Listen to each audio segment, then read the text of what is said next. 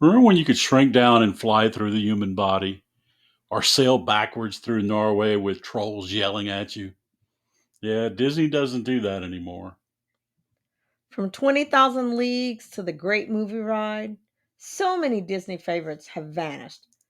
But did we really trade up, or did something magical disappear along the way? Today we're looking back at six iconic Disney attractions that are gone, but definitely not forgotten.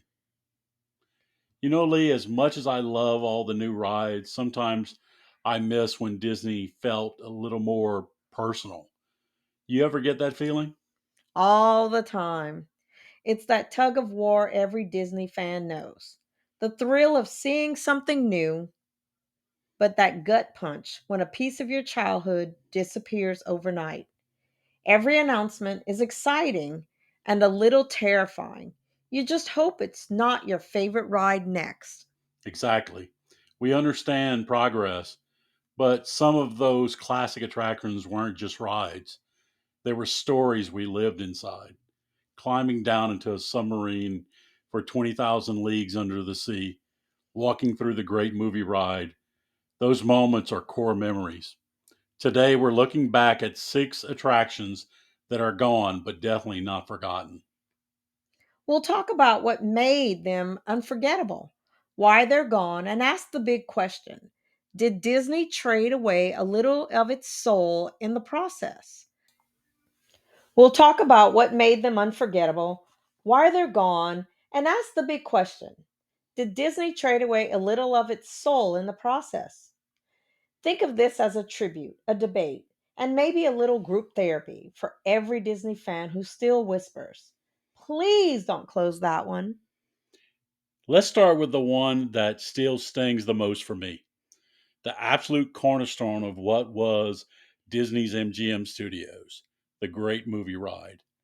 It opened in the park on May 1st, 1989, and it wasn't just an attraction. It was the park's entire mission statement. Absolutely. The whole idea was to put you inside the movies, and this ride did that literally. Housed in the perfect replica of Grauman's Chinese Theater, it was this massive 22-minute journey through movie history. You had live actors, enormous practical sets, and almost 60 auto animatronics. It was a pure spectacle. I'll never forget it. Your huge ride vehicle would just glide through these incredible scenes. One minute you're watching Gene Kelly and Singing in the Rain. The next you're in the middle of a gangster shootout and your tour guide gets hijacked by a mobster or a cowboy defending on which car you were in. That chaos was half the fun. And the variety was just insane. You'd go from a creepy, dripping hallway with aliens lunging at you straight into the vibrant, colorful land of Oz. It was a celebration of cinema that was somehow both educational and incredible fun. So, what went wrong? Why would Disney ever close the park's flagship attraction? Well, it had a great 28-year run, but by the end, the park's whole identity was changing. Disney MGM Studios, the working studio tour, was morphing into Disney's Hollywood Studios, a park built around immersive lands like Star Wars and Toy Story. And a lot of the films, while total classics, weren't really clicking with younger crowds. Few kids have actually seen Singing in the Rain, not to mention the licensing agreements for all those non Disney movies must have been a nightmare. So on August 13th of 2017, the Great Movie Ride took its final bow. In its place, we got Mickey and Minnie's Runaway Railroad. And look, to be fair, it's a fantastic ride. That trackless technology is mind blowing. The visuals are wild, and it's the very first ride through attraction starring Mickey himself.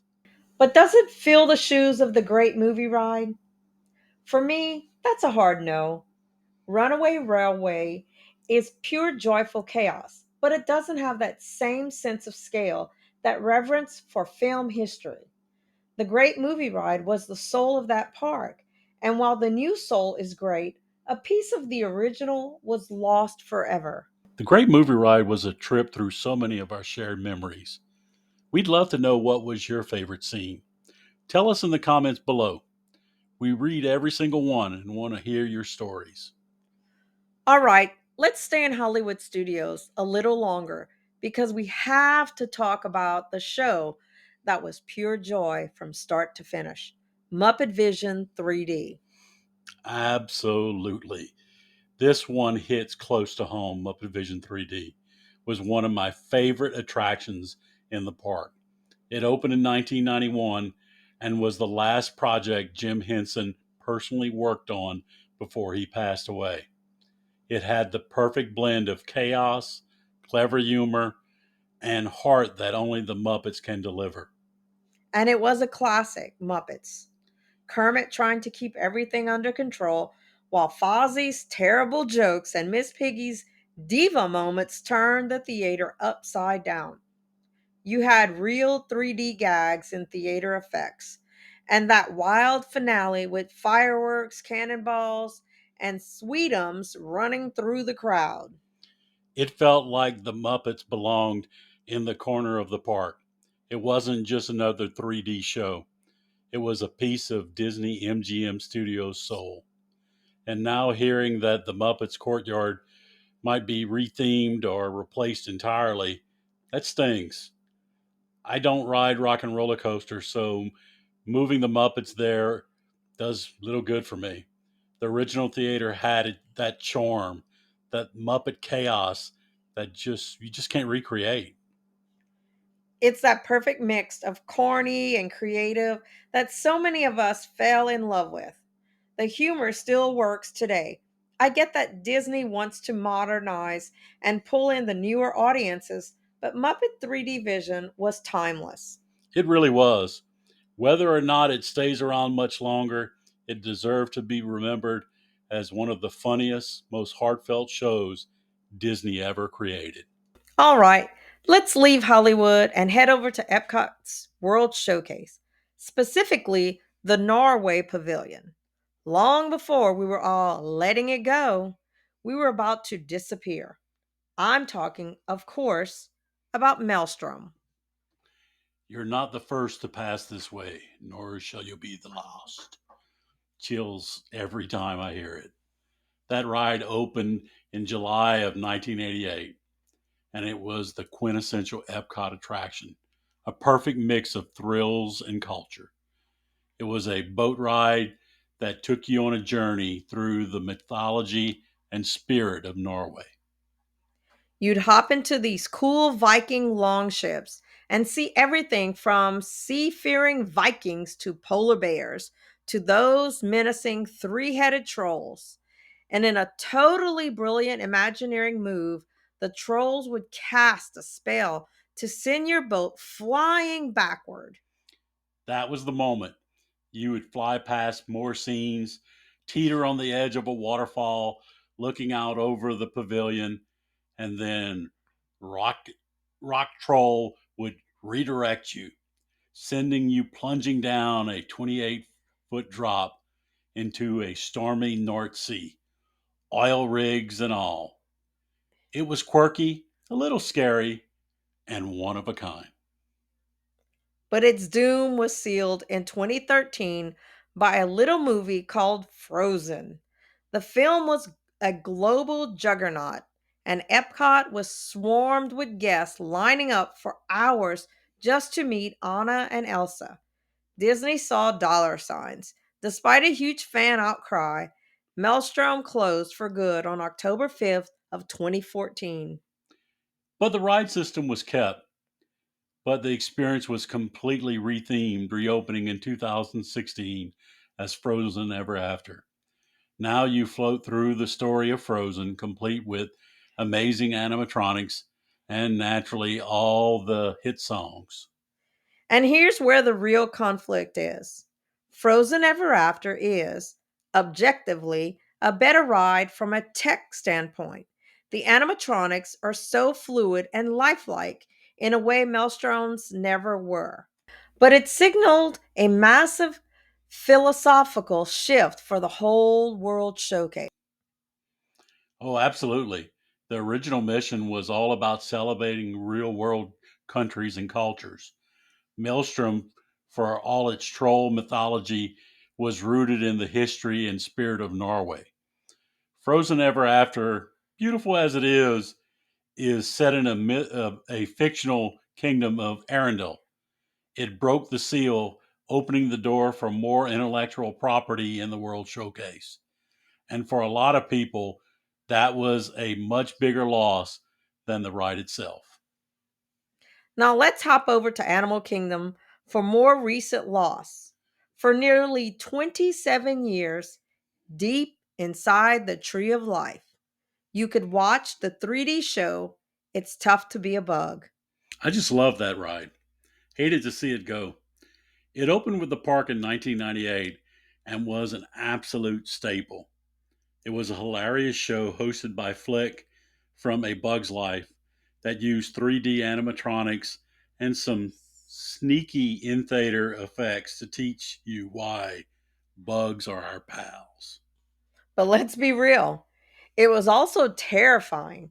There were moments of pure panic, giant spiders dropping from the ceiling, hornets stinging you in the back, and that final sensation of bugs crawling under your seat as you tried to leave. It straight up traumatized a whole generation of kids. It really did. It had kids crying on almost every show. But that was the charm, right? It was genuinely surprising and a little edgy.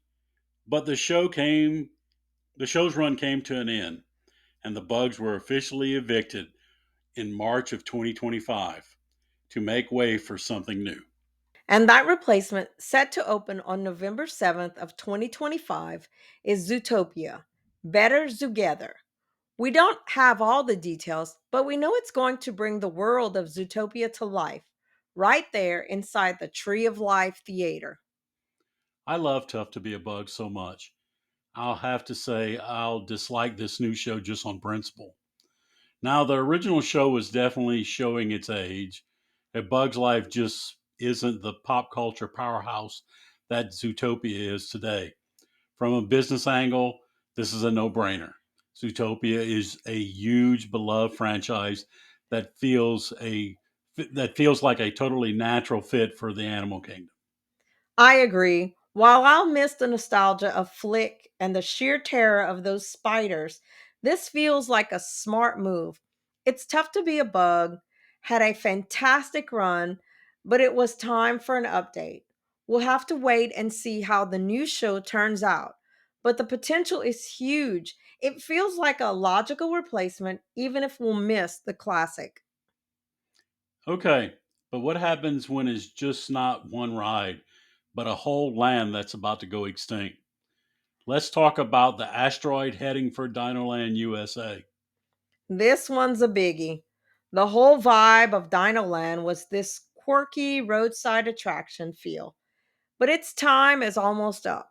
The carnival area, Chester and Hester's Dinorama, and its ride Triceratops Spin closed for good in January of 2025.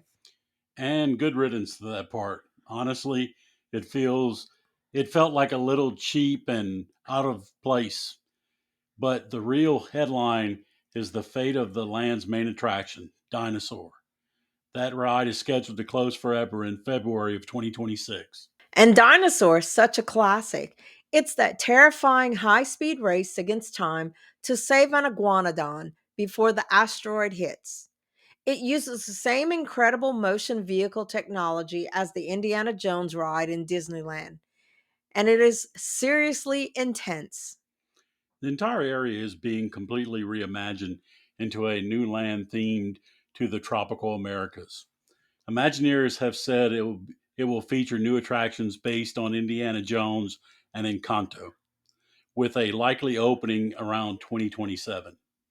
So, what's the call? This really feels like a necessary upgrade. As much as I love the pure adrenaline rush of Dinosaur, a cohesive tropical America's land with Indiana Jones and Encanto is a massive win for Animal Kingdom. It's replacing a pretty disjointed land with two powerhouse franchises that perfectly fit the park's theme.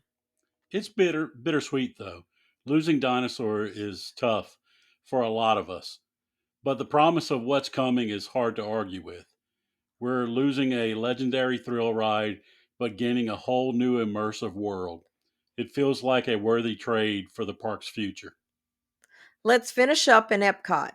In a pavilion that was a bit of a ghost for a long time, the wonders of life. I'm talking about a ride that was maybe a little too intense for its own good. Body Wars. This was a big deal when it opened in October of 1989. It was Epcot's first real thrill ride. It used the same simulators technology as Star Wars, but instead of going into space, you were miniaturized to explore the human body. The mission was supposed to be simple: get shrunk down, go in to observe a splinter, and get out. But of course, things go horribly wrong. Your ship gets swept into the rushing bloodstream, and you're suddenly rocketing through the heart and lungs. It was incredibly bumpy and chaotic, and it had a reputation for making people feel sick. It was seriously disorienting. Many people found it way more intense than Star Tours because of the combination of rough motion and the visuals of pulsing organs. It was groundbreaking, but it was also a lot to handle. So, what happened? The entire Wonders of Life pavilion, which was sponsored by MetLife, just sort of faded away. MetLife dropped its sponsorship in 2001, attendance declined, and the pavilion began operating seasonally before closing for good on January 1st of 2007, taking Body Wars with it. For over a decade, the iconic Golden Dome was just used for festival events, a ghost of its former self. Now, Disney has announced it's being transformed into a play pavilion, an interactive city with games and characters. So, was it a worthy trade? This is a tough one. Body Wars was a victim of a larger pavilion closure, not its own failings. It was a bold, unique Epcot thrill ride. While the play pavilion sounds like it could be fun, the project has been stalled for years, and its future is a mystery. We lost a thrilling piece of Epcot history for something that remains a big question mark. From cinematic history to Norwegian trolls, from bugs to dinosaurs, to Muppets and inner space, the parks are in constant motion. Change is the heartbeat of Disney, but that doesn't mean we have to love every decision. Some of these attractions were more than rides, they were emotional landmarks tied to family trips and first memories. Exactly. We understand progress, new technology, new franchises. They keep the parks fresh. But somewhere along the way, Disney's been trading pieces of its heart for intellectual property. Not every upgrade feels like an improvement, and sometimes the old magic doesn't need fixing. That's the push and pull of being a Disney fan, right? We love seeing what's next, but we're always holding on to what once was. Progress is fine, but it doesn't mean we have to forget about the past. Thanks for walking down memory lane with us. And remember, even as things change, the magic is still there. It looks a little different now.